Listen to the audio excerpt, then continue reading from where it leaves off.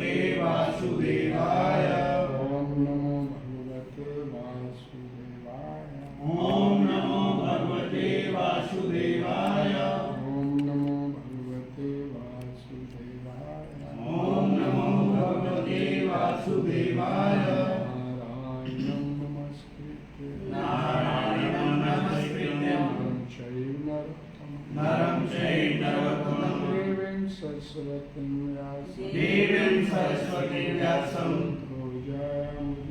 ततो जयामुदीरये। नष्टप्रायेषु अभद्रेषु नष्टप्रायेषु अभद्रेषु नित्यं भागवत सेव्या नित्यं भागवत सेव्या भगवती उत्तम श्लोके भगवते उत्तम श्लोके भक्तिर्भवति नष्टवी भक्तिर्भवति नष्टवी। कृष्णाय वासुदेवाय कृष्णाय वासुदेवाय देवकी नंदनाय च देवकी नंदनाय च नंदगोपकुमाराय नंदगोपकुमाराय गोविंदाय नमो नमः गोविंदाय नमो नमः। चर्चा करेंगे श्रीमद् भागवतम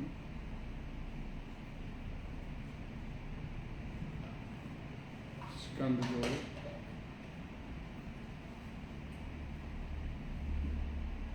अध्याय 7 श्लोक संख्या नंबर 18।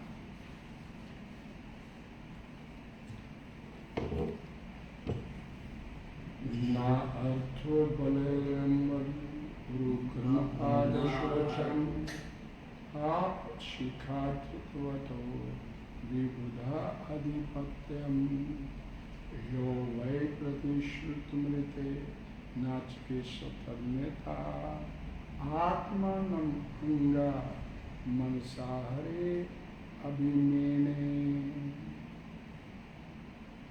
शब्दार्थ ना कभी नहीं, अर्थ की तुलना में किसी महत्व, बले शक्ति, आयम ये है, उरुक्रम पाद शोचम श्री भगवान के पाद प्रक्षालन से प्राप्त आप जल शिखाधृत होता सिर के ऊपर धारण करने वाले विबुध अधिपत्यम देवों के साम्राज्य के ऊपर प्रमुखता, यह जो वह निश्चय प्रतिश्रुतम दिया गया वचन रितेना उसके अतिरिक्त चिकित्सा प्रयास किया गया अन्यथा अन्य कुछ आत्मानम अपना शरीर भी अंगा हे नारद मनसा मन से हरे हरि के प्रति अभिमेने समर्पित अपने सिर पर भगवान के कमल पाद पर शालित जल को धारण करने वाले बलि महाराज ने अपने गुरु द्वारा मना किए जाने पर अपने वचन के अतिरिक्त मन में अन्य कुछ धारण नहीं किया। राजा ने भगवान के तीसरे पद को पूरा करने के लिए अपना शरीर समर्पित कर दिया। ऐसे महापुरुष के लिए अपने बाहुबल से जीते गए स्वर्ग के साम्राज्य का भी कोई महत्व नहीं था। हरे कृष्णा अपने सिर पर भगवान के कमल पाद प्रक्षालित जल को धारण करने वाले बलि महाराज ने अपने गुरु द्वारा मना किए जाने पर भी अपने वचन के अतिरिक्त मन में अन्य कुछ धारण नहीं किया। राजा ने भगवान के तीसरे पग को पूरा करने के लिए अपना शरीर समर्पित कर दिया। ऐसे महापुरुष अपने बाहुबल से जीते गए स्वर्ग के साम्राज्य का कोई महत्व नहीं था। तात्पर्य इस ज्वाइन गुरु शिव उपाधि द्वारा सरल स्पष्ट है। ध्यान से पढ़िएगा, ध्यान से सुनिएगा। बलि महाराज को इतना बड़ा भौतिक त्याग करने के बदले में भगवान की दिव्य कृपा प्राप्त करने से वैकुंठ लोक में स्थान प्राप्त हुआ था, जहाँ शाश्वत भोग की उतनी ही अथवा उससे भी अधिक सुविधाएं उपलब्ध थी। अतः बाहुबल से जीते गए स्वर्ग के साम्राज्य को त्याग करके उन्होंने कुछ खोया नहीं था। दूसरे शब्दों में, जब भगवान किसी की प्यारी कमाई को छीन कर बदले में शाश्वत जीवन के लिए अपनी दिव्य भक्ति, आनंद तथा ज्ञान प्रदान करते हैं, तो इसे ऐसे शुद्ध भक्त पर भगवान की विशेष कृपा समझनी चाहिए। भौतिक संपत्ति चाहे कितनी मोहक क्यों ना हो, कभी स्थायी नहीं हो सकती। अतः मनुष्य को चाहिए कि स्वेच्छा से ऐसी संपत्ति का परित्याग कर दे, अन्यथा इस शरीर का त्याग करते समय इस सारी संपत्ति को छोड़ना ही पड़ता है। बुद्धिमान मनुष्य जानता है कि समस्त भौतिक संपत्ति नाशवान है और इसका सर्वोत्तम उपयोग है इसे भगवान की सेवा में अर्पित कर दिया जाए, जिससे भगवान प्रसन्न होकर उसे अपने परम धाम में स्थायी निवास दे सके। भगवद गीता 15:5 और 6 में परम धाम की व्याख्या भगवान ने इस प्रकार की है।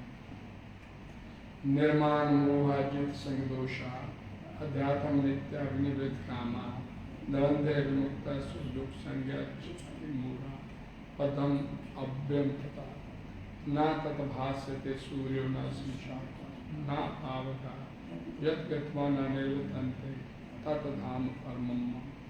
जिस मनुष्य के पास इस जगत में घर, भूमि, संतान, समाज, मित्रता तथा संपत्ति के रूप में आवश्यकता से अधिक जितना होता है, वह सब थोड़े समय के लिए उसके पास रहता है। कोई भी माया द्वारा उत्पन्न इस भ्रामक सामग्री को स्थायी रूप में नहीं रख सकता। ऐसा मालिक आत्म साक्षात्कार के विषय में अत्यधिक मोहग्रस्त रहता है। अतः मनुष्य के पास जहाँ तो बिल्कुल कम हो या कुछ ना हो, जिससे वह बनावटी प्रतिष्ठा से दूर रह सके। हम इस जगत में तीनों गुणों से संसर्ग के कारण कलुषित रहते हैं।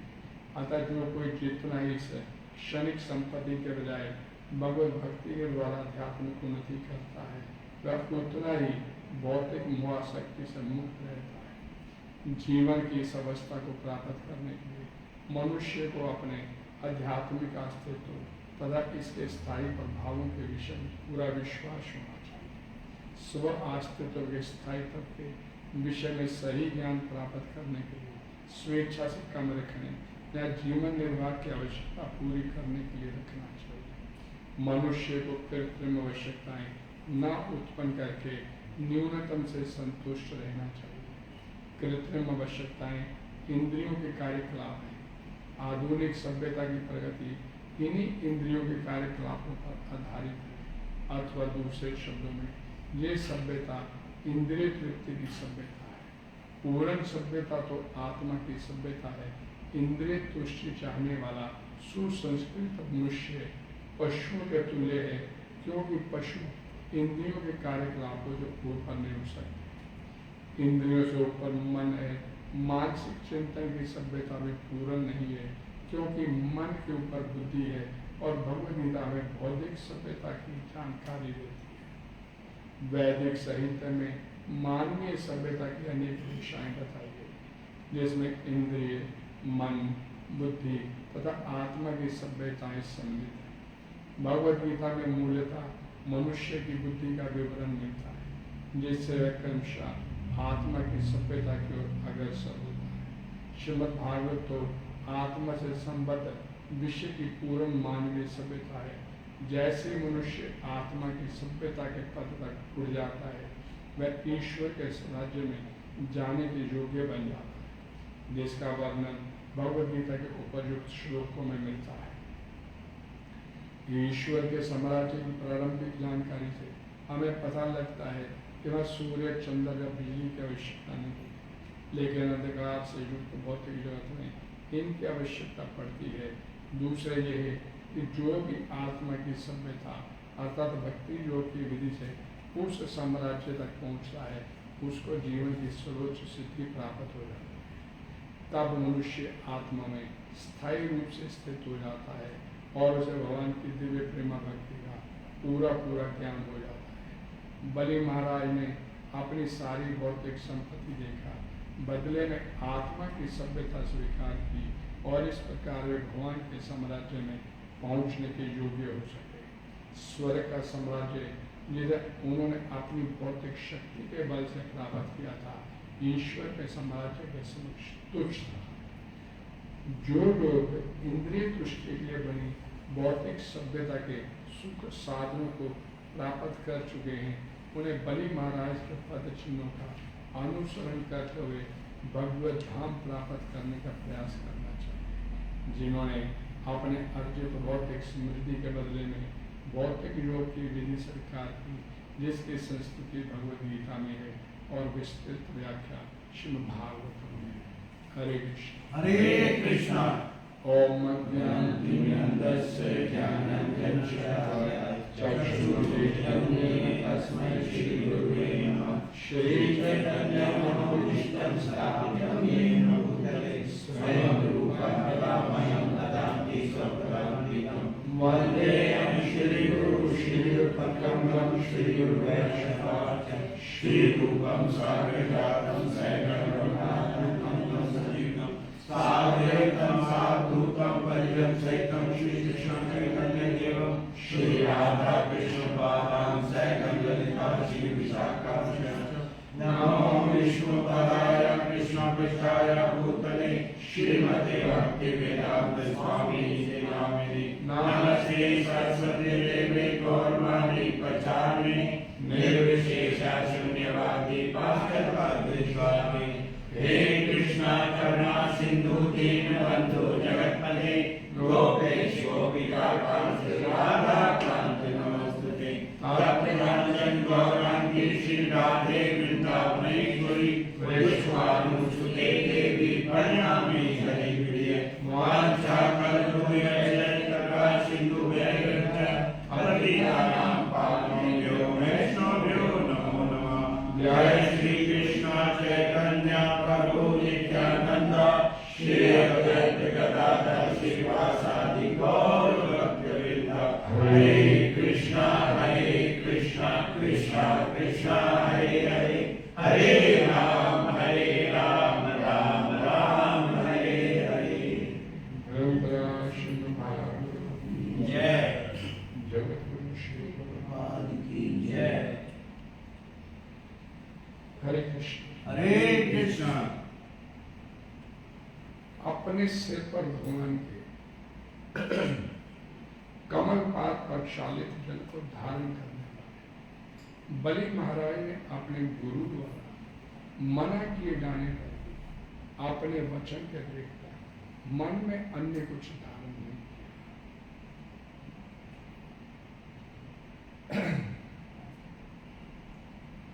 बलि महाराज वचन दिए भगवान वामन देव को 3 पग भूमि देने और शुक्राचार्य के गुरु महाराज उनको मना किए कि जो सामने तुम्हारे भिक्षुक बन के आया है कि तुम्हारा सर्वस्व हथियाने के लिए कोई और नहीं है, भगवान श्री विष्णु है। जो तुमने अपने बाहुबल से हासिल किया है और सर्वस्व तुम्हारे से वापस लेने के लिए कोई और नहीं खड़ा तुम्हारे सामने, भगवान विष्णु है। और इसलिए उसे भूल के भी कुछ दे मत दो। बलि महाराज को शुक्राचार्य के गुरु महाराज और गुरु महाराज की स्थिति उस समय क्या थी कि इससे पहले जब देवताओं के साथ असुरों का युद्ध हुआ तो असुर मारे गए और असुरों के मरने से बलि महाराज भी उसमें मारे गए, मृत हो गए। लेकिन उस समय उनके गुरु शुक्राचार्य लोग उन्होंने अपने योग विद्या के बल पर प्राप्त की गई संजीवनी के बल पर अपने सारे जो बलि महाराज उनके सैनिक थे उन सभी को द्वारा पुनर्जीवित कर दिया, यानी जीवन दान दिया वो गुरु। और अपने गुरु के कहने पर ही ये यज्ञ किया जा रहा था, जिसमें भिक्षुक बन के भगवान विष्णु मामदेव के रूप में वहां पर पहुंचे। और उस समय पूरी तीनों लोकों के स्वामी थे महाराज बलि, और मुक्त हाथों से वो दान दे रहे थे ब्राह्मणों को। अब तीनों लोक मेरे आधिपत्य में। तो महाराज बलि के दरबार से यज्ञ स्थल पर भगवान मामदेव बटुक बन के भिक्षुक बन के भिक्षा मांगने के लिए बलि महाराज के पास पहुंचे और 3 पग भूमि मांगने की याचना की। तो उस समय जब 3 पग भूमि मांगी तो उसमें वहां पर उनके गुरु शुक्राचार्य वो जान गए कि सामने जो मांगने वाला है कोई और नहीं, भगवान विष्णु स्वयं आप आए। और उन्होंने अपने शिष्य बलि महाराज को बोला कि मैं तेरे को आज्ञा देता हूं, तू इसको कुछ दे मत देना।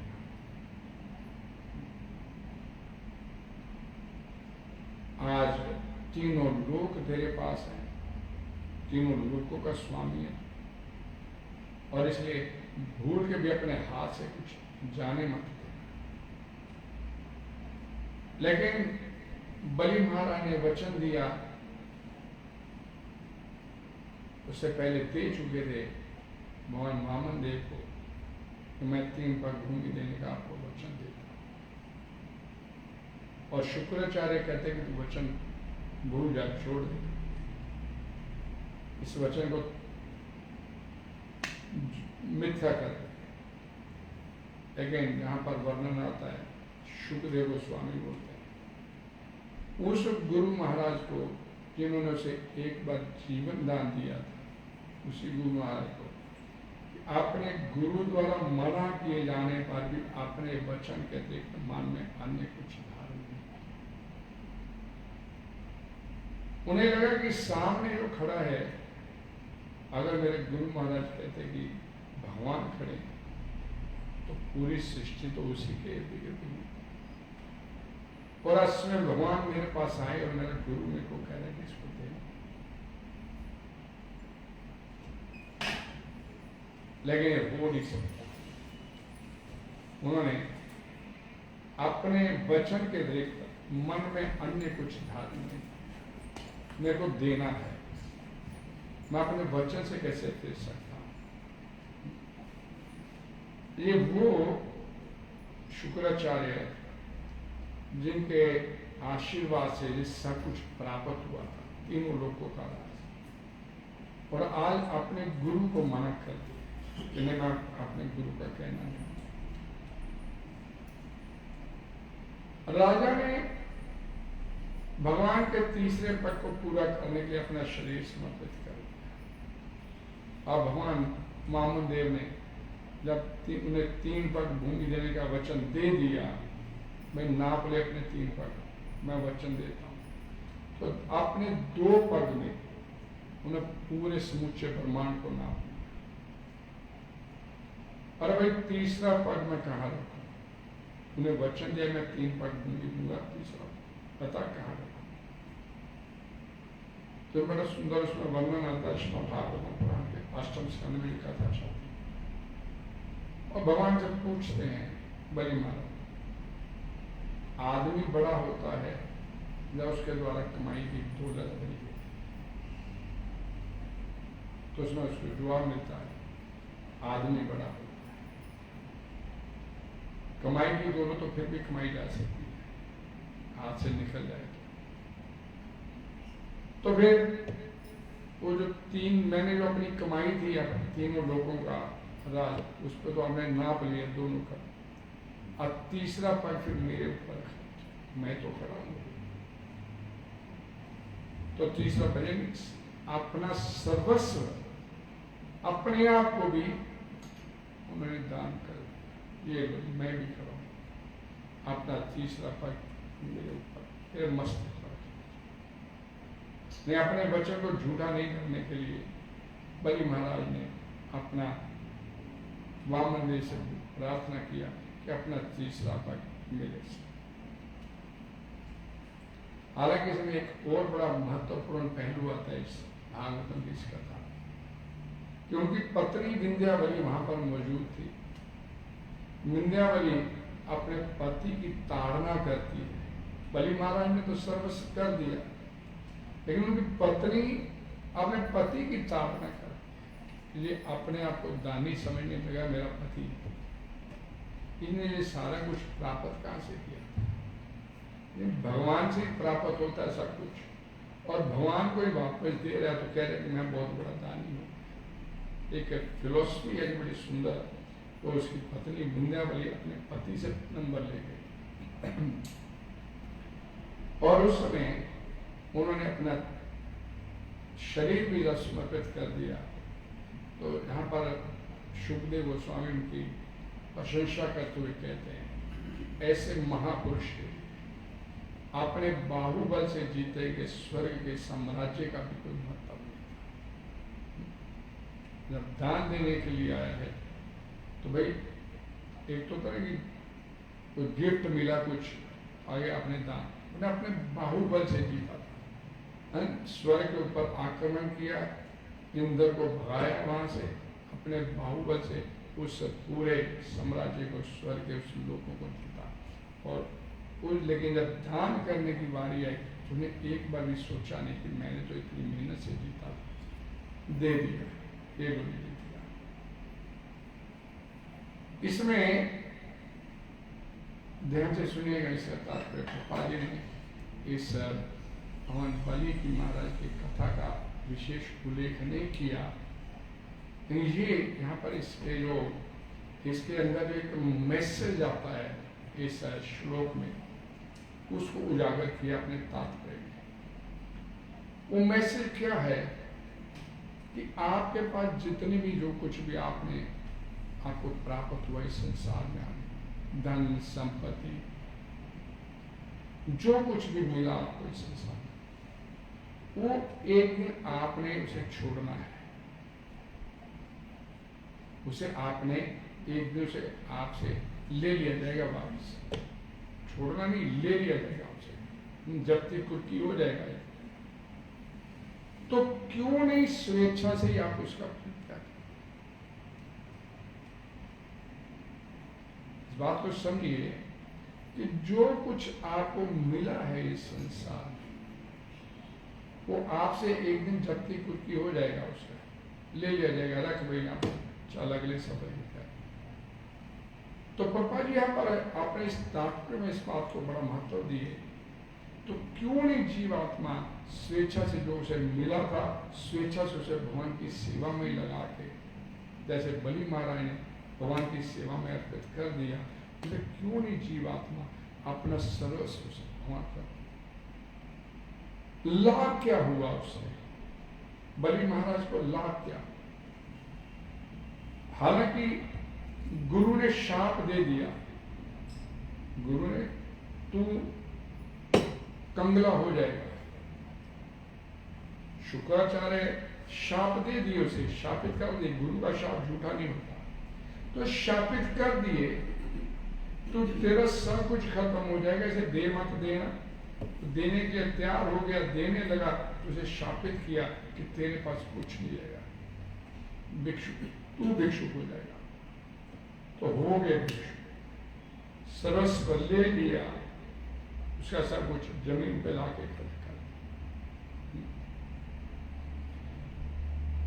वो कल भी एक माधव प्रभु सुना रहे थे बात, वो मिस्टर बिंद्रा जो मोटिवेशनल स्पीकर है, वो गुरु महाराज के पास जाके बताए, मेरी इतनी बड़ी कंपनी अपनी मेहनत से मैंने स्थापित की। तो गुरु महाराज के बाद श्री गोस्वामी जी जितनी मेहनत से तूने लिया, इकट्ठा किया, नहीं वो बड़ी अपने आप को बता रहा था कि मैंने बड़ी मेहनत करके, भगवान को वापस लेने में 1 मिनट लगेगा। कब जब्ती खुद की हो जाएगा पता नहीं, हो गया उसे झटके में ला दिया नहीं। तो इस संसार की जो परिस्थितियां हैं, अगले पल आपको क्या दिखा देंगे हमें। तो यहां बोला गया बलि महाराज को इतना बड़ा भौतिक त्याग करने के बदले में भगवान की दिव्य कृपा प्राप्त करने से वैकुंठ लोक में स्थान प्राप्त हुआ, जहां शाश्वत भोग की उतनी ही अथवा उससे भी अधिक सुविधाएं थी। अतः बाहुबल से जीते गए स्वर्ग के साम्राज्य को त्याग करके उन्होंने कुछ खोया नहीं था। भगवान बलि महाराज के ऊपर इतना प्रसन्न हो गए कि उसे फिर क्या दिया, उसे क्या प्रदान किया, उसे सूतल लोक का लोकनायक बना दिया। 14 लोक हैं इस ब्रह्मांड में, एक सूतल लोक है नीचे, उसका लोकनायक बना दिया।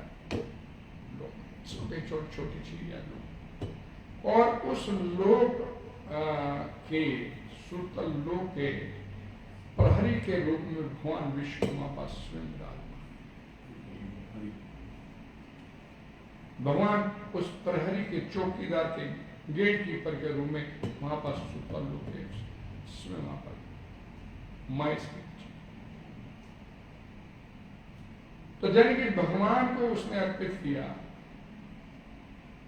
गुरु का विरोध करने के बाद कंगना हो गया, निकल गया हाथ से सारे, लेकिन फिर भगवान ने उसे सब कुछ दिया। क्या लिखा जाता, जब भगवान किसी की गाड़ी कमाई को छीनकर बदले में शाश्वत जीवन के लिए अपनी दिव्य भक्ति, आनंद तथा ज्ञान प्रदान करते हैं, तो इसे ऐसे शुद्ध भक्त पर भगवान की विशेष कृपा समझनी चाहिए। भगवान अगर उससे कुछ वापस लेते हैं, ये संसार जो है द्वैत भाव वाला संसार है, इसमें 2 चीजें चलती हैं। इसमें ये मतलब इसमें कोई क्या उसे बोलते हैं, इसका कोई अल्टरनेटिव नहीं है, संयोग और वियोग। आपसे कोई संसार में मिला, डेफिनेट है आपका संयोग हुआ, उसके आपसे मिला, तो उसका 100% उसका वियोग भी आपसे जरूर। ये नहीं हो सकता कि वियोग ना हो। ये द्वैत भाव वाला संसार, संयोग हुआ है तो उसके साथ उसका वियोग भी जरूर होगा। माता मिली, पिता मिला, संयोग हुआ माता से, पिता से, भाई से, बहन से, तो उनके साथ आपका वियोग। जो कुछ भी संसार में आपको संयोग मिला, वो उसका वियोग एक दिन अवश्य भाग। ये नहीं हो सकता कि उस सदैव के लिए आपके पास है, क्योंकि इस संसार को भगवान ने दुखालयन डिक्लेयर किया। लेकिन भगवान के लिए आपने, क्योंकि अब छूटना तो है ही है, जो कुछ आपके पास है निकलेगा, तो क्यों नहीं उसे फिर हम भगवान की सेवा में अर्पित करें, जैसे बलि महाराज ने भगवान की सेवा में, जो इस तात्पर्य का वास्तविक संदेश प्रपात देना चाहिए। और बदले में क्या मिला, अपनी दिव्य भक्ति, आनंद और ज्ञान प्रदान, सच्चिदानंद स्वरूप प्राप्त हुआ, सत्य चित्त आनंद ये उसे प्राप्त। और भौतिक उपलब्धि के लिए नहीं, क्योंकि भौतिक उपलब्धि थी उसकी, इंद्र को भगा दिया, इंद्र के साम्राज्य पे काबिज हुआ, तो 9वें मनवंतर के लिए उसे इंद्र भी भगवान को, 9वें मनवंतर के लिए इंद्र भी तो कि भगवान को कुछ अर्पित किया तो भगवान ने कमी। शिला प्रभुपाद जी ने अपने जीवन में भौतिक को ग्रहण करने के लिए फार्मा कंपनी खोली, हाथ पैर मारे, खूब लगे, लेकिन भगवान को मंजूर नहीं था। हर काम में, भौतिकता के हर काम में असफल, हर पहलू में असफल। पत्नी मिली वो भगवान की तरफ, संतान मिली वो भगवान की तरफ, घर बार सब खत्म कर, कंपनी खोली थी वो भी नहीं चली, ना चली तो ठीक है, और एक दिन कंपनी में चोरी होगी, मशीनें में भाग लोग, कुछ नहीं अपने कहने का कि मेरे पास ये है, वो ये बात शब्द कहने के लिए तो क्या बोले कि जब भगवान किसी की गाड़ी कमाई को छीन कर बदले में उसे अपनी कृपा पर, ऐसे शुद्ध भक्त पर भगवान की विशेष कृपा समझ। हम लोग क्या करते हैं, आध्यात्मिकता में उन्नत नहीं है तो हाय तो वह मचा देते, कोई थोड़ा सा भी नुकसान हो गया तो हाय तो वह मचा देते, क्या हो गया, लूट गए, मारे गए। लेकिन यहाँ पर शास्त्र बोलते हैं कि अगर उससे कुछ छीना जा रहा है, कुछ दिया जा रहा है वापस, तो वो उसे भगवान की विशेष कृपा से। भागवतम पुराण का एक श्लोक भी है, जब प्रभुपाद जी के पास एक टेलीग्राम पहुंचा कि कंपनी में चोरी होगी, मशीनें उठा के ले गए, तो उस समय प्रभुपाद जी ने कथा समाप्त किया था भागवतम की सुबह, जब टेलीग्राम पहुंचा उनके पास, तो उन्होंने एक वही श्लोक बोला, जस्य मनुग्रामी हरिष्येता तथा देश के ऊपर मैं विशेष कृपा कर रहा हूँ। उसके बाद जो अपना कहने को उसके पास कुछ होता है, उससे धीरे धीरे वापस लेता। और जब भगवान वापस लेते तो उसके पीछे के संदेश को हम समझ नहीं पाते। भगवान जब कुछ वापस लेते हैं तो उसके पीछे के संदेश को नहीं हम लोग समझ पाते। इसके पीछे भगवान कहना क्या चाहते, देना क्या चाहते, बोलना क्या चाहते, सुनाना क्या चाहते, बताना क्या चाहते, वो नहीं समझते। क्योंकि भौतिकता में इतने अंधे हुए बैठे होते हैं कि हमें लगता है नहीं, हमारा तो सब कुछ।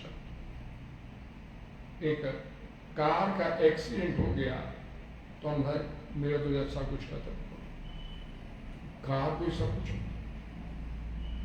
घर हाथ से चला गया, घर के बिना तो जी नहीं सकता। भौतिक संपत्ति चाहे कितनी मोहक क्यों ना हो, कभी स्थायी नहीं हो सकती।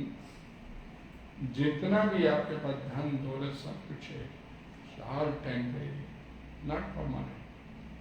अतः मनुष्य को चाहिए कि स्वेच्छा से अपनी संपत्ति का परित्याग, खुद ही छोड़े, अन्यथा इस शरीर का त्याग करते समय इस सारी संपत्ति को छोड़ना है। तो फिर मृत्यु की एक पड़ी, सब जल्दी को की हो गया, रख यहाँ पर जितना साल ता उम्र तूने लग के कमाया था, रख यहाँ पर, खत्म तरह चल अगला, अगले सबक। बुद्धिमान मनुष्य जानता है कि समस्त भौतिक संपत्ति नाशवान है और इसका सर्वोत्तम उपयोग है किसे भगवान की सेवा में अर्पित कर दिया जाए। और हमारे साथ होता क्या है कि जब भौतिकता में हम लगे होते हैं, सिंपली प्रैक्टिकल एग्जांपल कि आप मार्केट गए, कोई आपने कपड़ा खरीदा,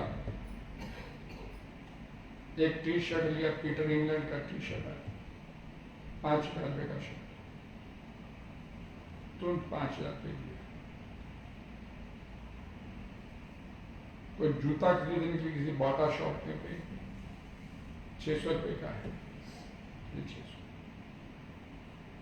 कभी कोई बोलता वहां जाके भाई तू डिस्काउंट कर दे, इसमें दिमाग में बैठा होता है ये तो नहीं, परमा फिक्स रेट है, कंपनी के रेट है, ये तो नहीं। और जब वही धन का उपयोग हमने किसी भगवान के भजन कीर्तन में करना है तो 100 बार पूछते हैं, थोड़ा कम हो सकता, उसमें किंतु बुद्धिमान मनुष्य जानता है इसे भगवान की सेवा में अर्पित कर दिया, जिससे भगवान प्रसन्न होकर उसे अपने परम धाम में स्थायी निवास दे। जिस मनुष्य के पास इस जगत में घर, भूमि, संतान, समाज, मित्र, संपत्ति के रूप में आवश्यकता से अधिक जितना होता है, जरूरत से ज्यादा, वैसा थोड़े समय के लिए उसके पास रहता है। समय है ही कितना, 30, 40, 50 साल, पता नहीं कब बीत गए। कोई भी माया द्वारा उत्पन्न इस भ्रामक सामग्री को स्थायी रूप में नहीं रख सकता। ऐसा मालिक आत्म साक्षात्कार के विषय अत्यधिक मोहग्रस्त है। जितना इकट्ठा कर लिया और उतना वो आध्यात्मिकता के प्रति अंधा रहता है। समय नहीं बीता चला, ऐसा बोला जाता है। अतः मनुष्य के पास या तो बिल्कुल कम हो या कुछ ना हो, जिससे वह बनावटी प्रतिष्ठा से दूर रह सके। हम इस जगत में तीनों गुणों से संसर्ग के कारण कलुषित रहते हैं। एक मेरे को ध्यान आ गया, श्रीमद् भागवतम पुराण 10वें स्कंद 9 चैप्टर है।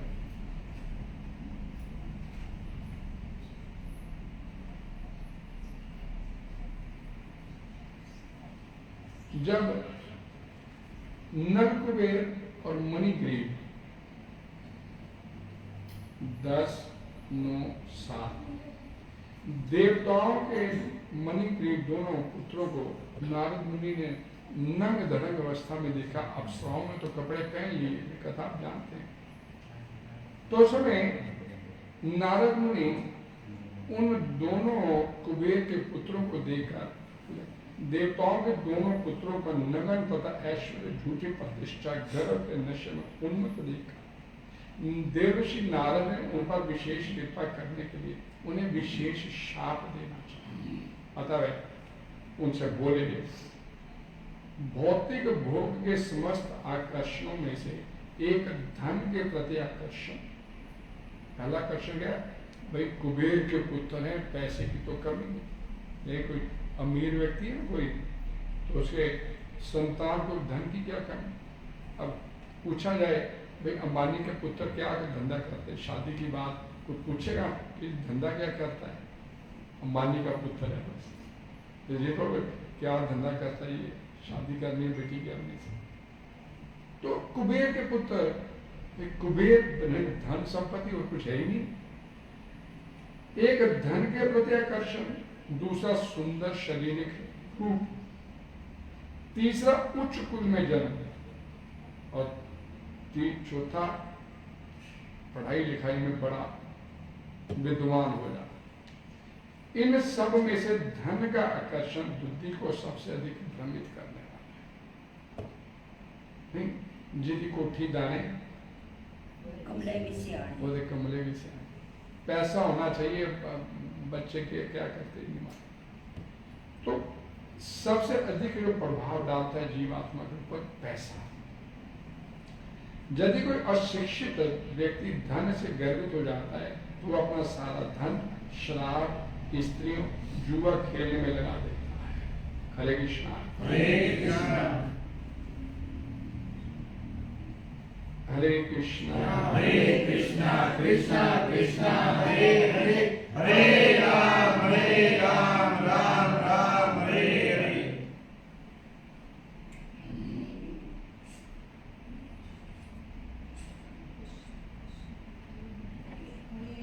ये शरीर आखिर प्रकृति द्वारा उत्पन्न किया गया और नष्ट होकर पुनः प्रकृति के तत्वों में विलीन हो जाता है। ये फिलोसफी समझाने के लिए मैं बातें कर रहा हूँ आपको। अतः ये सबों का सर्व सामान्य गुण है कि ऐसी परिस्थितियों में जो धूर्त होगा वही इस संपत्ति को अपनी होने का दावा करेगा।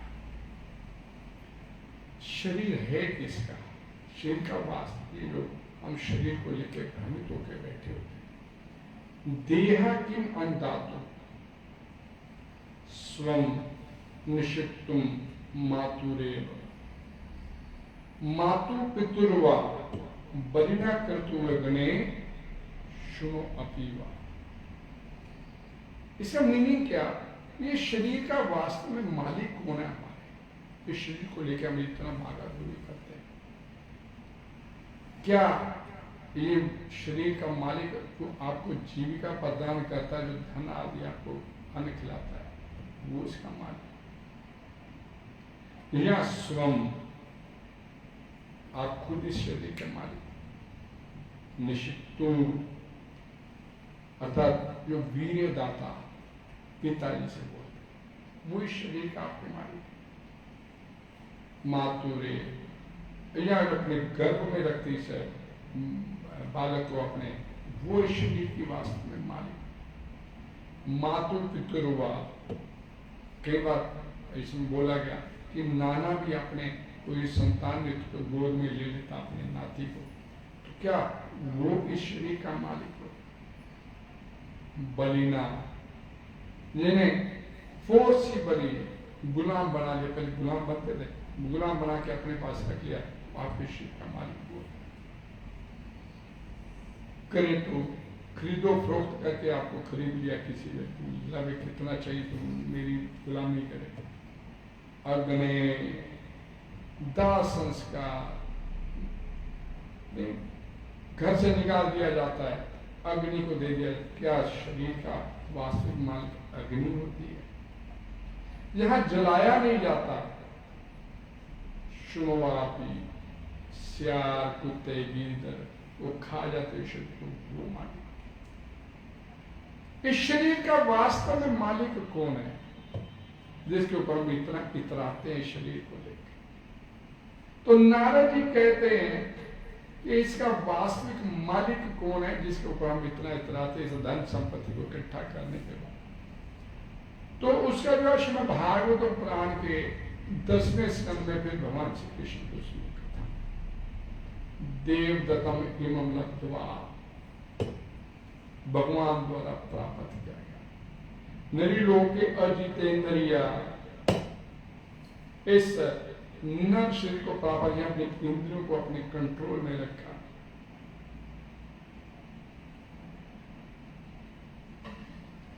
यो न आदरे तत्वत पादो स शोच्यो ही आत्म। भगवान द्वारा प्रदत्त इस शरीर का जो वास्तविक मालिक भगवान, और भगवान द्वारा प्रदत्त शरीर मिलने के बाद अगर आपने भगवान के आगे नतमस्तक नहीं हुए, आपने शरीर दिया, तो आपकी सेवा में धन संपत्ति तो बात की बात, अपना शरीर जब बलि महाराज अपना अर्पित कर दिया, रखिए मेरे उस शरीर के ऊपर अपना पैर। आयु न आदरे तत्व पादो, जिन्हें अपने आप को आपके चरणों में समर्पित नहीं किया, सशोचियो, उसकी दशा बड़ी शोचनीय। ये आत्म मंच का वो व्यक्ति है, अगर भगवान को अर्पित नहीं कुछ कर रहा तो अपने आप को धोखा दे। हरे कृष्ण। हरे कृष्ण। तात्पर्य, कोई भी माया द्वारा उत्पन्न भ्रामक सामग्री को स्थायी रूप में नहीं रख सकता। ऐसा मालिक आत्म साक्षात्कार के विषय में अत्यधिक मोहग्रस्त है। अतः मनुष्य एक बात यहाँ तो बिल्कुल कम हो या कुछ ना हो, जिसे बनावटी प्रतिष्ठा से दूर है। हम इस जगत के में तीनों गुणों से संसर्ग के कारण रुष्ट है। अतः जो कोई जितना इस क्षणिक संपत्ति के बजाय भगवत भक्ति के द्वारा आध्यात्मिक उन्नति करता है, वह उतना ही भौतिक मोह शक्ति से मुक्त है। एक चीज समझे, आपके पास आसक्ति सबसे ज्यादा आज की देख में किस वस्तु के साथ? धन से और संतान से और शरीर से अपने शरीर से। वो माया ऐसे सबसे ज्यादा शक्ति आपकी माइंड से, साथ साथ लेके रात को सुहाने के नीचे रखे इसमें ये नहीं डूबते। और थोड़ी देर के लिए वाईफाई करें डिस्टर्ब हो गया, इंटरप्ट हो गया, तो भाई अंदर कुछ होने लग जाता है, क्यों नहीं चलता है, अंदर कुछ होने लग जाता है, तो भाई कुछ है मिसिंग हो गया। और फिर जब भक्ति की बात करते हैं, मोबाइल से तो हम ये पढ़ते हैं, तात्पर्य पढ़ते हैं, इसमें निकाल लेते हैं, गूगल से निकाल लेते हैं, ये करते हैं। नहीं, हम इसका इस्तेमाल आध्यात्मिकता के लिए करते हैं, ऐसी दलील दी। कैन यू इमेजिन कि शिला प्रभुपाद जी जब 1965 में 1970 और विदेश में रहे, उन्होंने मात्र अपनी पूरी लाइफ टेन्योर में उतने में 108 मंदिरों का निर्माण किया, हजारों भक्त बनाए, भगवद गीता, भागवतम, चैतन्य चरितामृत जैसे बड़े बड़े ग्रंथ आपके हाथ में थमा दिए। पूरे उस टेन्योर में उन्होंने 3 बार मोबाइल पे, टेलीफोन पे बात की, सिर्फ 3। Can you imagine? सिर्फ 3 कॉल उनके जीवन में हुई उस टेन्योर में। Can you imagine? और हम पता नहीं कितने ऐसे इसके उन्होंने भक्ति नहीं होगी मोबाइल पे। और उस व्यक्ति ने बिना टेलीफोन के, जबकि सारी सुविधाएं थी उनके, उन्होंने अपने शिष्यों को टेलीफोन की सुविधा उनके पास थी, कर सकते थे, कोई क्वेरी आती है, लेकिन उन्होंने पत्थर लिख लिया, इनके पास रहेगा पत्थर, भूलेंगे नहीं मैंने क्या बताया। जस्ट 3 कार्ड्स, और वो भी आध्यात्मिकता के कोई विशेष मत पैसा किसको तबीयत ठीक नहीं, कुछ इस तरह से। और हम मोबाइल के बिना तो हमारी जिंदगी नहीं, हम सोच ही नहीं सकते।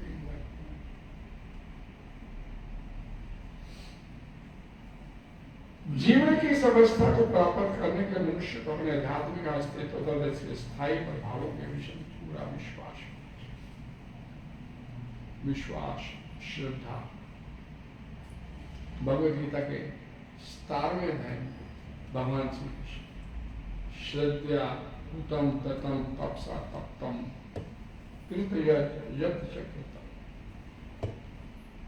बिना विश्वास, बिना श्रद्धा के तू कुछ भी धार्मिक अनुष्ठान करता है, दतम कोई दान त्याग करता है, तपसा तप कोई किसी प्रकार की तू तपस्या भी करता है, कोई व्रत आदि भी करता है, यद कृतम कुछ भी करता है बिना श्रद्धा के, अश्रद्धा, असत इति उच्यते, असत इति उच्यते। 17वें अध्याय का शायद आखिर का श्लोक है। असत इति उच्यते, सारा का सारा असत हो जाता है अगर मेरे पे श्रद्धा नहीं, मेरे पे विश्वास। न च तत्प्रेत नो, न इस लोक में न परलोक में तेरे को उसका कोई लाभ मिलेगा। कहां का बेस्ट टाइम का, न इस लोक में न परलोक में तेरे को उसका कोई लाभ नहीं मिलेगा। क्या फायदा? अजीब बाधा पर बोले स्व मनुष्य को अपने आध्यात्मिक अस्तित्व तथा इसके स्थायी प्रभावों के विषय में पूरा विश्वास होना। स्व अस्तित्व के अस्थायित्व के विषय में सही ज्ञान प्राप्त करने के लिए स्वेच्छा से कम रखने या जीवन निर्वाह की आवश्यकता पूरी करने के लिए उतना आपके पास होना चाहिए कि आपका शरीर चल सके। अगर आप इकट्ठा करके बैठे हैं, एफडी बना के बैठे हैं, 2-4 मकान दुकान लेके बैठे हैं, भक्ति नेक्स्ट टू इम्पॉसिबल है, नहीं हो पाए।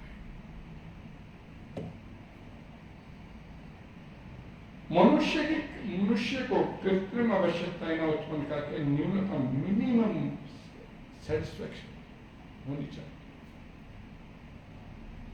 मिनिमम आप कह लीजिए गुजारा चल सके भाई आपने, क्योंकि प्रपात जी एक वैष्णवचार्य ग्रंथ बुक है स्पाइरल बाइंडिंग वाली, आपने आपके पास हो, उसमें हर एक समानंद का मीनिंग समझाया प्रपात जी, उसमें लिखे प्रपात जी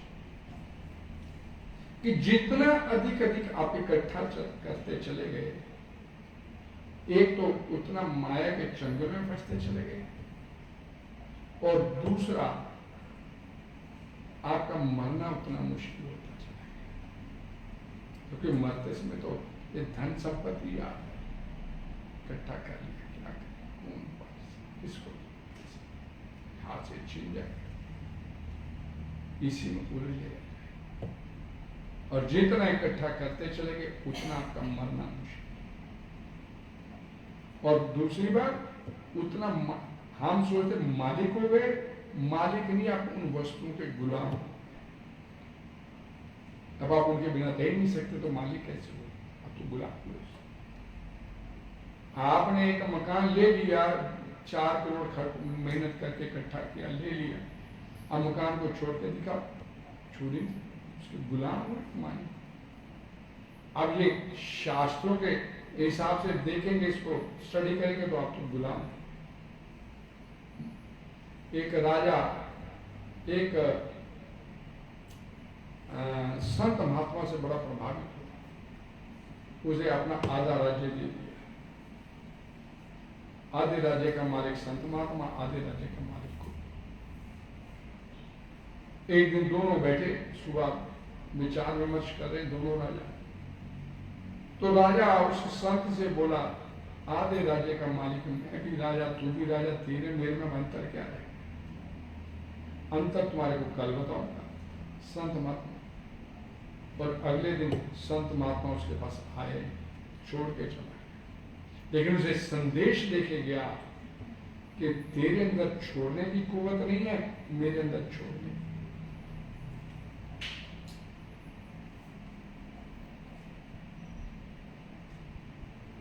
कृत्रिम आवश्यकताएं इंद्रियों के कार्यकलाप, सेंसिटिव ग्रेटिफिकेशन। आधुनिक सभ्यता की प्रगति इन्हीं इंद्रियों के कार्यकलाप पर आधारित है। ये टीवी तो घर में जरूर चाहिए, इसके बिना क्या, ये तो मिनिमम है जरूरत हमारी, ऐसा सोचते हैं। टीवी तो मिनिमम बोलते हैं, मोबाइल के बिना थोड़ा जीवन चल सकते, मोबाइल तो चाहिए ही चाहिए, रिक्वायरमेंट है। ये बॉडी क्या कर, हालचाल पता लगा, क्या करोगे आज? जिस दिन किसी ने छोड़ के जाना है, उन्हें पूछना थोड़ा मैं जा रहा हूँ या आया मैं, जब खुशी हो। ये सभ्यता इंद्रिय तृप्ति की सभ्यता है। पूर्ण सभ्यता तो आत्मा की सभ्यता है। जिस दिन ये ज्ञान अपने अंदर आत्मसात हो जाएगा, I am not body, I am soul, I am not body, I am soul. आप खुद सोच लीजिएगा कि आपकी जितनी भी आज की तारीख में जितनी भी रिक्वायरमेंट है, वो सारी की सारी बॉडीली रिक्वायरमेंट है। तो इकट्ठा करके बैठे, ये बॉडीली रिक्वायरमेंट है। आत्मा की तो ये रिक्वायरमेंट है ही नहीं। आत्मा की तो ये कोई रिक्वायरमेंट ही नहीं है आपकी। जब आप आत्मा के स्तर पर अपने आप को सोचते हो, तो फिर आपको तो ये कुछ चाहिए। आत्मा ना गलती है, ना जलती है, ना बहती है, ना करती है, ना कुछ नहीं। इंद्रियों से ऊपर, इंद्रिय तुष्टि चाहने वाला सुसंस्कृत मनुष्य पशुओं के तुल्य है, क्योंकि पशु इंद्रियों के कार्यकलापों से ऊपर नहीं उठ सकते। एक बकरा कटा तो दूसरा बकरा आराम से घास खा रहा है, मैं तो ठीक हूं, मैं तो खाऊंगा। और एक व्यक्ति मर गया, दूसरा व्यक्ति इसे छोड़ने के लिए आ रहा है शमशान, तो उसके मन में ये भाव तो आ जाता है, क्या यार सारी जिंदगी लगा रहा, साथ क्या गया, ये भाव तो आता है। लेकिन अपने इस भाव को विवेक शक्ति द्वारा कंटिन्यूएशन में जागृत करके नहीं रख पाता। अपने उस भाव को कंटिन्यूएशन में नहीं रख, थोड़ी देर के भाव उत्पन्न मत कर, फिर अपने इंद्रिय यानी कि पशु तो सोचता ही नहीं है, फिर वो मर गया, फिर सोचा ही मेरे पास ही खड़ा था, वो गया, कट गया, टंग गया ऊपर, और मैं तो अपनी घास खाऊं। आदमी को भगवान के विशेष लॉजिक पावर, तर्क शक्ति, सोचे भाई यही करने के लिए आया, इसके आगे और कुछ नहीं है क्या। लेकिन वो भाव स्थायी नहीं रख पाता उस भाव, फिर पशु वाली गति में आता, खाओ पियो, इंद्रिय से ऊपर मन है, मानसिक चिंतन की सभ्यता भी पूर्ण नहीं, क्योंकि मन के ऊपर बुद्धि है, और भगवद गीता में बौद्धिक सभ्यता की जानकारी है। मन ही घुमा के रखे हुए तो बुद्धि तक तो पहुंचते नहीं। मन हमारे को इतना उलझा के रखे हुए संसार में, नहीं, मन मिला कहां से, प्रकृति से मिला, माया से मिला, संसार से, बुद्धि भी आ गई उसी से। तो बौद्धिक सभ्यता का क्या मतलब हुआ, अपनी उस विशेष लॉजिक पावर को, तर्क शक्ति को, विवेक शक्ति को जागृत करना। तो मैं क्यों दुख उठाऊं, मैं तो नहीं दुख चाहता, मैं दुख नहीं चाहता, मैं क्यों दुख उठाऊं, तो क्यों दुख आ रहा है मेरे पास, मैं नहीं दुख चाहता, मैं भोगना नहीं चाहता। तो दुखों का इलाज भी है, वो इलाज ढूंढने का प्रयास है। मेरे जीवन में दुख नहीं है, तो इलाज ढूंढने के प्रयास में अध्यात्मिकता कीजिए इलाज। अगर वो इलाज ढूंढने के लिए अध्यात्मिकता की तरफ चलता है तो अपनी विवेक शक्ति को जागृत है, और नहीं चलता तो अपने पशु वृत्ति में मन बुद्धि उसमें लगा उसके तुष्टि करना। वैदिक साहित्य में मानवीय सभ्यता की अनेक दिशाएं बताई गई, जिनमें इंद्रिय, मन, बुद्धि, आत्मा की सभ्यता है। भगवद गीता में मूलतः मनुष्य की बुद्धि का विवरण मिलता है, जिससे वह क्रमशः आत्मा की सभ्यता की ओर अग्रसर हो।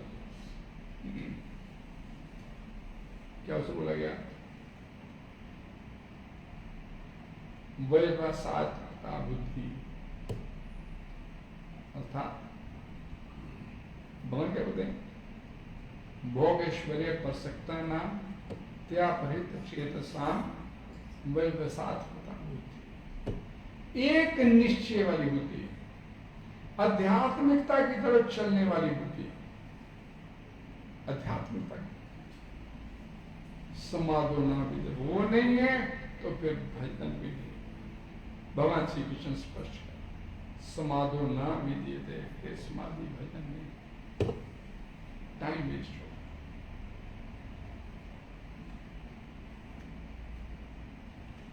श्रीमद् भागवत तो आत्मा से संबद्ध विषय की पूर्ण मानवीय सभ्यता है। जो भागवतम पुराण है, ये वेदों को भी पीछे छोड़ दिया, वेद भी नहीं चलेंगे। धर्म प्रयोजिता कैतवा, पहले स्कंद, पहला अध्याय, दूसरा श्लोक, धर्म प्रयोजिता कैतवा, धर्म, अर्थ, काम, मोक्ष नहीं चले। धर्म के रास्ते पे चलते धर्म और अर्थ, फिर काम, अपनी कामनाओं की पूर्ति करो, पूर्ति उब जाओ तो फिर मोक्ष के लिए प्रयास करो। भागवत में इस बात को क्लियर करती कोई उबता ही नहीं। राजा याति की कथा आती है, वृद्ध अवस्था में पहुंचा दिया, अशक्त अवस्था में पहुंचा दिया शाप ने, शुक्राचार्य के शाप। राजा याति अपना दामाद है उसका, अपना सगा दामाद है, कहीं गुस्सा आ गया तो अशक्त भैया को कुछ कर ही नहीं सकता। तो आपने ससुर से कहा नुकसान किसका हुआ? तेरी बेटी को हुआ, तेरी बेटी को भोगना तो मैं नहीं था। कुछ हिला वसीला कर भाई, तो तेरी बेटी की जान आफत में।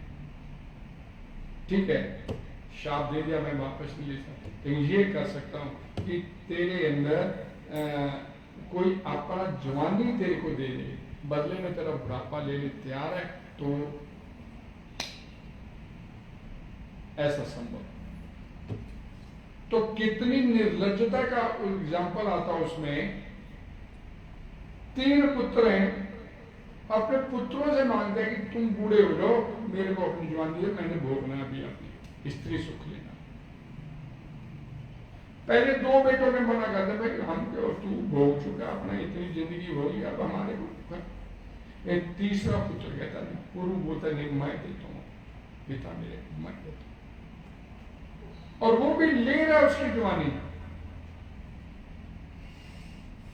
वो ले रहा है। राजा याति अपने तीसरे पुत्र की जवानी लेके फिर भोगने में लगता, फिर लेकिन निर्लजता आएगा, आत्मग्लानि का भाव है।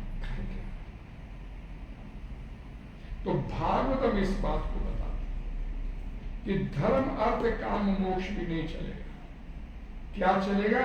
सिर्फ और सिर्फ भगवान की भक्ति चलेगी। वो भी भक्ति नहीं चलेगा, प्रेम और भक्ति चलेगा। श्रीमद् भागवत तो आत्मा से संबद्ध विषय की पूर्ण मानवीय सभ्यता है। जैसे मनुष्य आत्मा की सभ्यता के पद तक पहुंच जाता है, वह भगवान के राज्य में जाने के योग्य बन जाता है, जिसका वर्णन भगवद गीता के उपयुक्त श्लोक है। निर्माण मोहाजत संग ना तो भाषते सूर्य न शाखो न पाप यत गतवाना निरंतन्ते तत धाम। उस राज्य में जाने का, भगवान के आध्यात्मिक लोक में जाने का वो अधिकारी बन जाता है। ईश्वर के साम्राज्य की प्रारंभिक जानकारी से हमें पता लगता है कि वहां सूर्य, चंद्र या बिजली की आवश्यकता नहीं होती। क्यों नहीं होती माता? सूर्य, चंद्र, बिजली की आवश्यकता क्यों नहीं होती? आध्यात्मिक आकाश में क्यों नहीं पड़ती? क्योंकि वहां द्वैत भाव नहीं है। ये द्वैत भाव वाला संसार है, इसमें दिन है तो रात है, सुख है तो दुख है, संयोग है तो वियोग है, अनुकूल है तो प्रतिकूल है।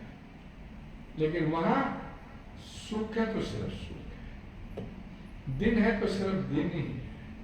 नहीं, द्वैत भाव नहीं भगवान के उस अध्यात्म को।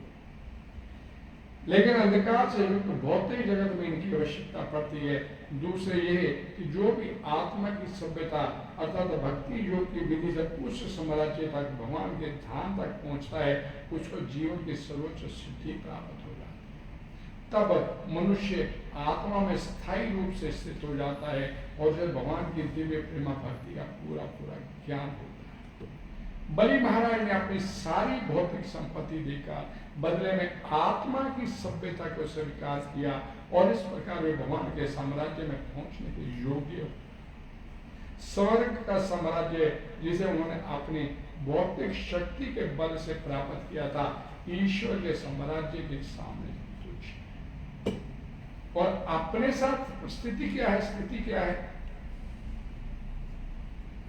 250 गज का मकान ही नहीं छोड़ने के लिए तैयार, और आखिरी सांस लेने तक उस मकान में इतनी हमारी अटैचमेंट बनी होती है कि उसी मकान में चूहा, उसी मकान में छिपकली, उसी मकान में सब जीव जंतु जितने बनने के लिए तैयार होता है, क्योंकि मकान में आसक्ति। और जम बात आप जयंते क्लियरम तंत्र में बीती क्लियर कर दिया कि मकान में आसक्ति है तो अगले जन्म में तेरे को वहीं पे चूहा। आत्मा तो वही है ना, कपड़ा बदला भगवान ने से ऊपर का कपड़ा बदला है, आत्मा वही चूहे में चली गई आत्मा, आपकी आत्मा वही आत्मा आपकी छिपकली में चली गई, वही आत्मा आपकी कॉकरोच में चली गई, आप वही आके उसी मकान में पता नहीं कितने कितने कितने शरीर धारण। हमें अपना हित ही नहीं मालूम होता कि हमारा हित है किसमें। भगवत गीता को समझने के लिए तैयार ही है। या तस्य ध्रुव मृत्यु ध्रुव, जिसका जन्म हुआ उसकी मृत्यु निश्चित है, जिसकी मृत्यु उसका पुनर्जन्म भी निश्चित है। और पुनर्जन्म यम यम आप स्मरण भाव तजंते के लिए वो स्थिति में आ जाए। जो लोग इंद्रिय तुष्टि के लिए बनी भौतिक सभ्यता के सुख साधनों को प्राप्त कर चुके हैं, उन्हें बलि महाराज के पद चिन्हों का अनुसरण करते हुए भगवत धाम प्राप्त करने का प्रयास करना चाहिए। बलि महाराज के पास तीनों लोक थे, पूरा ब्रह्मांड बलि महाराज का आधिपत्य में था। एक झटके में उन्होंने सब दे दिया, भगवान को समर्पित कर दिया। हम अपने आचार्यों को देखते हैं, रूपा गोस्वामी, सनातन गोस्वामी, जितनी धन संपत्ति थी सारी एकत्र किया, बांट के आ गया, बैठ गया के क्या बोले, शिखा को खोला,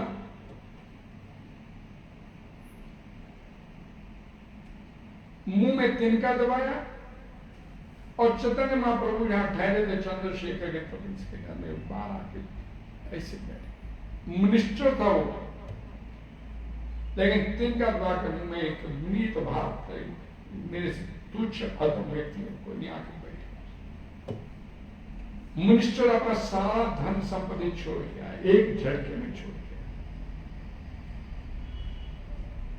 और हम अब सोचते रहते हैं भगवान का कुछ करना हो तो इसमें कोई डिस्काउंट मिल जाएगा, कोई यार जो प्रसादन कराना है, कोई पैसे कम उसे करवा दो, थोड़े पैसे इसमें लगे रहे। और पीटर इंग्लैंड की शर्ट लेने के लिए कुछ नहीं बोलते। हरे कृष्ण हरे कृष्णा। जिन्होंने अपने अर्जित भौतिक समृद्धि के बदले में भौतिक योग की विधि स्वीकार की, जिसकी संस्कृति भगवद गीता में और विस्तृत व्याख्या। हरे कृष्णा कृष्णा कृष्णा हरे हरे, हरे राम राम राम हरे हरे। कोई डिस्कशन, कोई सवाल? आज नहीं तो है। हाँ जी, जैसा आपने बताया कि अगर हमसे भगवान सब कुछ ले लेते हैं वो एक विशेष कृपा है भगवान की। अगर अभी हम ये सोचते हैं कि भगवान ले लेते हैं तो मन में भय आता है, वो अवस्था कैसे आएगी कि वो भय ना आए? ले लिया भय किस लिए आता है?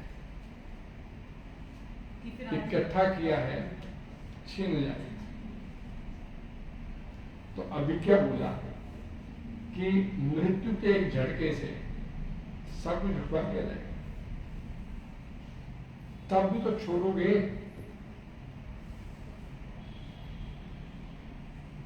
ये भय इसलिए अज्ञानता में बैठे। लेकिन आपको एक बात हमेशा बोलते हैं, चैंटिंग को इम्प्रूव करोगे तो भागवत पुराण बोलती है जनात्याशु वैराग्यम ज्ञानम चौजत है। जैसे भगवान श्री कृष्ण का भक्ति करते हैं तो भगवत संबंधी ज्ञान और संसार के प्रति वैराग्य की भावना आपके अंदर से बनती है। अभी ज्ञान नहीं है ना तो मेरा मेरा सोचते हैं, मेरा है मेरा। जिस दिन ज्ञान हो जाएगा फिर मेरा कुछ नहीं है, दूसरी अज्ञानता में बैठे हैं तो भाई ये भय लगा रहेगा। आहार, निद्रा, भय, मैथुन, चार चीजें बोली ना। ये पूरी सृष्टि में प्रत्येक जीव ये चार चीजें उसके, खाना पीना सोना, बचने के रास्ते ढूंढना, भय और सेक्स करना। पांचवा काम इस पूरी सृष्टि में किसी के पास नहीं है, भौतिक ब्रह्मांड। तो गली का कुत्ता भी वो करता है वही काम और हम भी करते हैं। हम पॉलिश्ड एनिमल है प्रभुपाद जी बोलते हैं। हम डाइनिंग टेबल पे बैठ के खाते हो, कहीं बैठ के खा लेता कुत्ता। जो आनंद उसको एक उठाई रोटी में, सूखी रोटी में मिलता है, वही आनंद हमारे को दिया ही होते। आनंद का मापदंड में कोई अंतर नहीं है। जो रस एक सुअर को मल खाने में मिलता है, वो रस हमारे को रसगुल्ला खाने में आता है। तो दो, क्योंकि आत्मा दोनों में सेम है। सुअर भी हम में से कुछ बना है। तो ये अज्ञानता में बैठे ना, अज्ञानता से निकलेंगे बाहर, अपने आप भय खत्म हो। तो अज्ञानता से निकलेंगे का चैंटिंग अपनी ड्यूटी, और कोई अल्टरनेटिव नहीं है। पापा जी की बुक्स पढ़िए। हम ये भागवतम कथा करते हैं तो सबसे पहले है ओम अज्ञानतिमिरन्धस्य ज्ञानाञ्जनशलाकया, अज्ञानता के अंधकार से मेरे को बाहर निकालने दे। तो जो आपको रास्ता दिखाता है वो उसके अकॉर्डिंगली हम पूरी तरह समर्पित थोड़ी होते हैं। तो ये ऐसे तो बोलते ही रहते नहीं, हम तो अपने हिसाब से करेंगे, ऐसे करते हैं ना। हम पूरी तरह सरेंडर थोड़ी करते हैं किसी के आगे। हरे कृष्ण। हरे कृष्ण। शेर भगवान